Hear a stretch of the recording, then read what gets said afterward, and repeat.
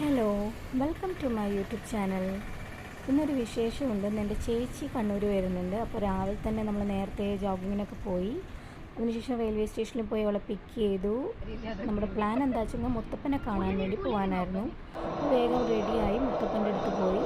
അത്യാവശ്യം നല്ല തിരക്കുന്നുണ്ടായിരുന്നു, എന്നാലും കുഴപ്പമില്ലാതെ തൊഴുതു. അപ്പോൾ അത് കഴിഞ്ഞപ്പോൾ നമ്മൾ വിചാരിച്ചു എന്നാൽ അവിടെ അടുത്തുള്ള സ്നേക്ക് പാർക്കിലൊന്ന് വിസിറ്റ് ചെയ്താൽ കാണാം. അങ്ങനെ അവിടെ പോയി. ഈ കുട കൊണ്ടുള്ള അറേഞ്ച്മെൻറ്റ്സ് നല്ല ഭംഗിയുണ്ടല്ലേ കാണാൻ. അതുകൊണ്ട് നമ്മൾ കുറച്ച് നേരം അവിടെയൊക്കെ ഒന്ന് എക്സ്പ്ലോർ ചെയ്തു. അവിടെ അത്യാവശ്യം കുറച്ച് കാണാനൊക്കെ ഉണ്ട്. കുറേ ഓർണമെൻ്റൽ ഫിഷസ് ഉണ്ട്, പീക്കോക്ക് ഉണ്ട്, ക്രൊക്കഡൈൽസ് ഉണ്ട്, പിന്നെ ഡിഫറെൻറ്റ് ടൈപ്സ് ഓഫ് സ്നേക്സ് ഉണ്ട്.